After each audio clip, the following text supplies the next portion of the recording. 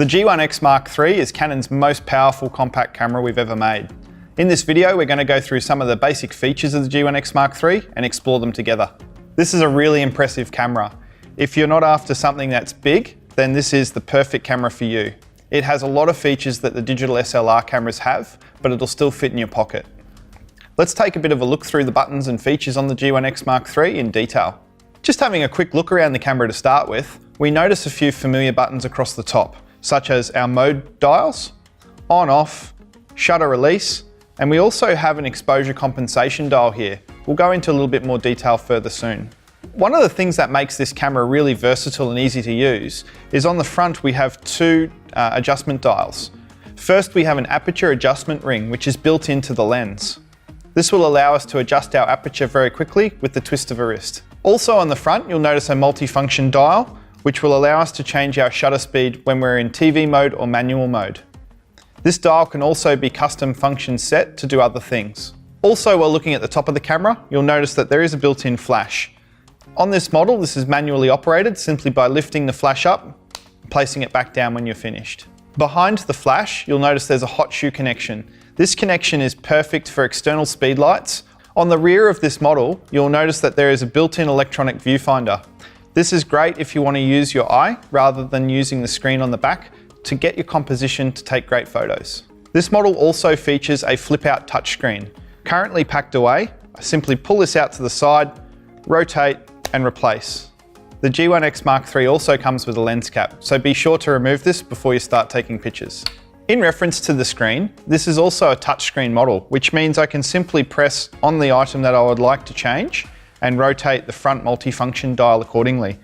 In this example, I can change the shutter speed quite easily, or use my finger to swipe up or down. Aperture is as easy as touching and swiping. Over to the right-hand side, you'll also notice a few buttons. Right at the top left where your thumb rests is a little red dot. This is the movie record start stop. Below that we have a star or asterisk key. This is your exposure lock button, same as on your EOS cameras. To the right of this we also have an autofocus point selection key. This allows us to change the point of focus anywhere on the screen we wish and also activate multiple focus points. You'll also notice on the rear this has a rotational dial, just like on an EOS camera. This dial will adjust our ISO when we're in manual mode, but it also functions in an up, down, left, right manner. Let's have a look at some of the different features. If I push the up key at this stage, it allows us to select our drive mode. At the moment I'm in single frame. I can also select high speed continuous or a low speed continuous setting. This is handy for high speed action. In relation to flash options, this camera has a manual pop-up flash. We can still leave the flash up and using the right key, turn this flash on or off. Alternatively, we can just put the flash down and it's off. The bottom or down key is the info key. This will allow us to cycle through the various bits of information we have available on our rear screen, such as having just a clean image, an image overlaid with some of the basic data such as shutter speed and aperture, or we can also activate an electronic level at the bottom of the screen and histogram. To the left-hand side, we have our focusing options. At the moment, the camera is set up for normal focusing mode. If we press the left key, we have the option to change it to macro. This is handy if you're taking photos of small things, jewelry, bugs, insects. Otherwise, we also have a manual focus option, which inactivates the front ring to become our manual focus. At the bottom of the camera, you'll notice a playback button. This is simply to jump in to look at the photos that are on the memory card, and then we can use our finger to swipe left or right to go through the images, or rotate the rear wheel left or right. To come out of playback mode, we can press that one more time, or we can simply tap the shutter ready to take another photo. Down the right-hand side of the camera where your hand grips, you'll notice that there are some ports available hiding behind a rubber flap. So just behind this flap here, you'll find there's a connection for a shutter release remote. There is a USB connection and also a HDMI output. So you've got all the connections you could possibly need to plug it into external devices. Also worth noting at the very bottom on the right-hand side, this enables very fast access and ease of transfer of photos between your Canon camera and your smart device. As this model also does video, you'll notice at the top either side of the hot shoe a left and right stereo microphone, and also in the left-hand side at the bottom, a speaker for playback. In the bottom of the camera, you'll find a compartment where the battery and memory card is housed. With the fingernail, you can remove the battery for external charging or replacement. And to remove the memory card, simply push to remove, and to insert, push again, and you'll hear a click. Close the compartment and you're ready to go. Just focusing on the dials on top for a moment.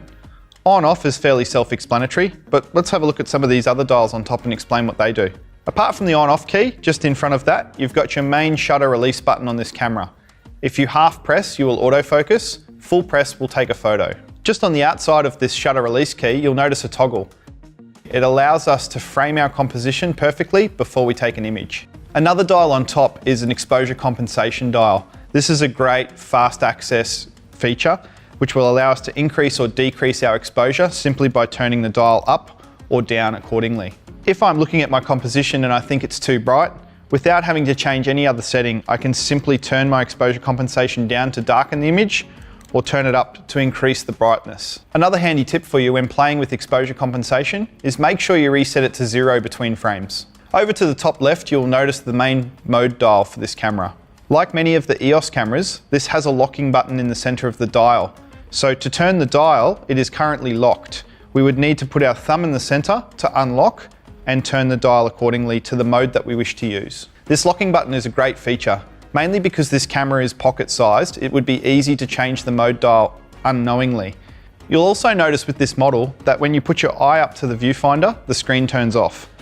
There is a little diode in next to the electronic viewfinder, which detects when your face is present and turns the screen off, saving battery power and also creating less distractions. Let's have a look at how we can change our aperture to change our creative effect.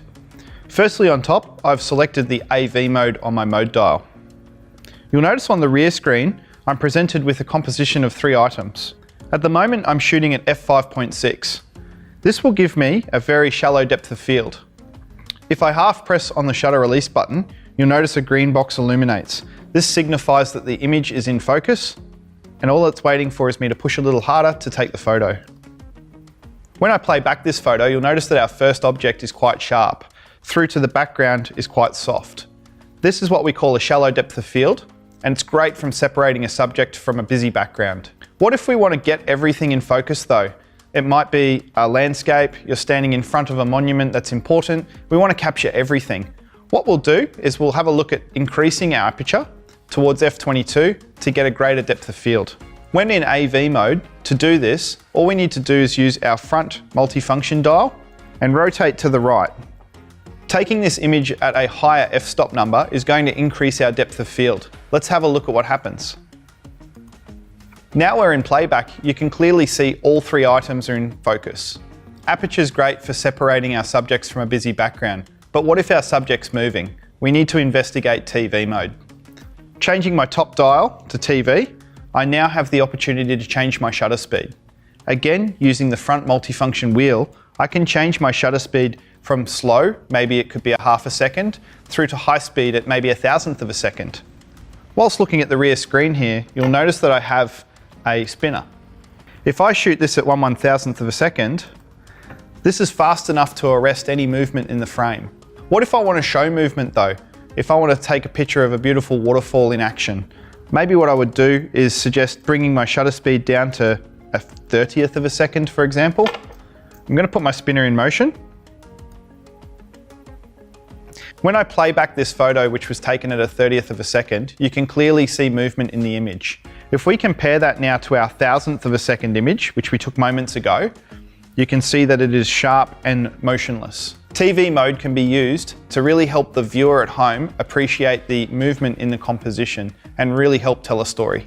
Next, we're going to have a look at manual mode. I'm going to change my dial on top to M for manual, and now I have control of both depth of field and shutter speed. When I'm in manual mode, this top multifunction wheel here controls my shutter speed. And the multifunction wheel around the outside of the lens controls my aperture. The G1X Mark III also has some fairly advanced video functions. To record video in this model, all you've got to do is use your right thumb to press the record key. 2 things will happen. Firstly, you'll notice that the red record symbol comes up signifying that the camera is currently recording. Secondly, you'll notice a timer counter starting at the top of the screen in seconds and minutes, showing you how long the clip is at this stage. To stop the clip at any stage, just push the button one more time, you'll notice the memory card light starts flashing, signifying that it's saving the video to the memory card. To play this back, we would simply hit play. Using the touchscreen, we can just hit play on the screen and it'll start playing back automatically. That was recording video generally, but if we want to have a little bit more fun with our video, we also have the ability to do time lapse and some pretty cool effects. Let's have a look at those.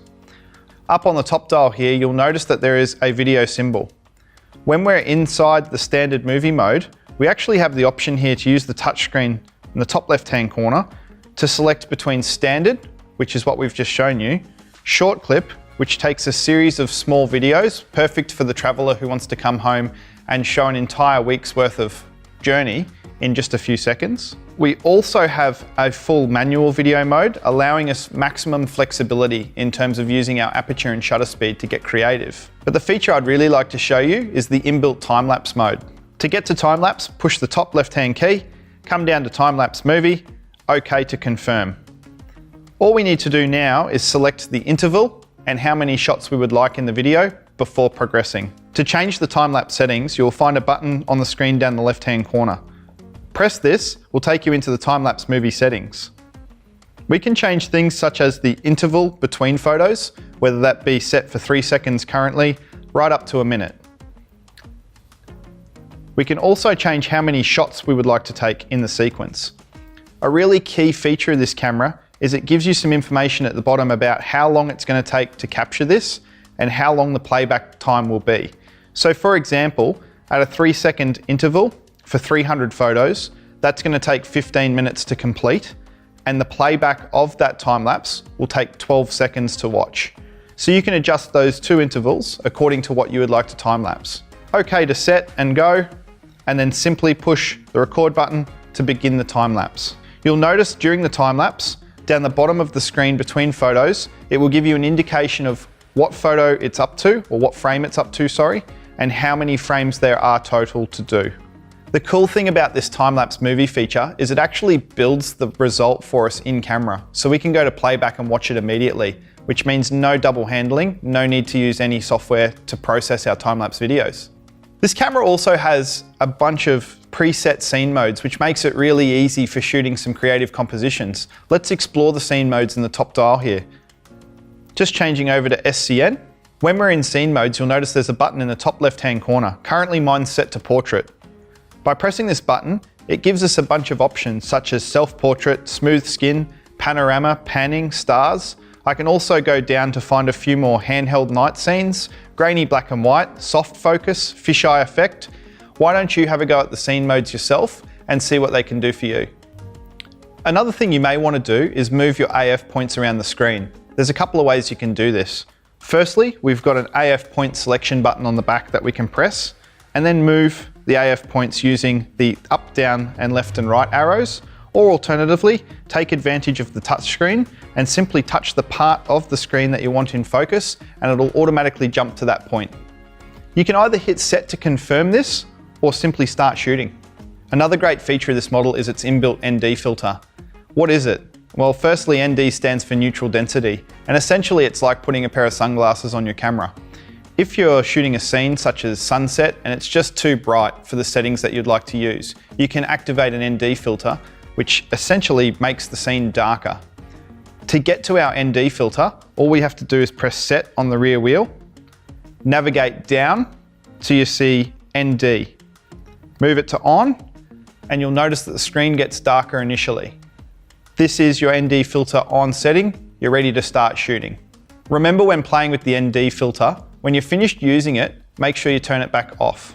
This model also has adjustable AF modes. To get to these, we simply hit set, and you'll notice at the top here, one shot and servo modes are available. A short explanation is one shot is focus locking, allowing you to half press, lock onto a subject, and then take a frame, perfect for portraits and landscapes. As where servo mode, on the other hand, is perfect for moving objects, whether you're shooting surfing, sport, kids running around the backyard. Servo mode will track your subject and allow you to constantly focus on them throughout your composition. Another feature of the AF modes in this camera is face detection versus single point autofocus. If we wanted to turn on face detection, we hit set, At the very top, you'll see AF mode options. We can scroll across to face detection. Face detection is great if you're doing videos or taking photos of people, and they're the most important part of the frame. It ignores the autofocus point that you'd currently set and simply locks onto people's faces. The camera also has the ability to give you a little bit more information on the screen. You can cycle through the info button down the bottom right-hand corner of the camera to go through some of the options. Firstly, we've got a nice plain image with no information. If we push it one more time, we get some basic data such as shutter speed, aperture, and ISO. If we press that one more time, we also get a live histogram, and really cool feature is the electronic viewfinder at the bottom. So if you're trying to find your horizon in a tricky situation, you can use that electronic viewfinder to help you get the horizon straight. As you may be aware, this camera has the ability to shoot RAW and JPEG files. What if you had shot RAW and you wanted a JPEG image? It's really easy to turn a RAW into a JPEG with this camera. Let me show you how. Select playback, look for the image that you would like to process into a JPEG. Press set, navigate down until you see the RAW to JPEG conversion option. Press set one more time. It asks you to confirm, okay, and within seconds, you've got a JPEG file. Over at the bottom here, you'll also notice a Wi-Fi button. This button allows you to connect to your smart device and download photos from the camera directly. Please refer to our embedded video on how to connect your camera to your smart device. I hope this video has helped you to get a little bit more information and familiar with your G1X Mark III.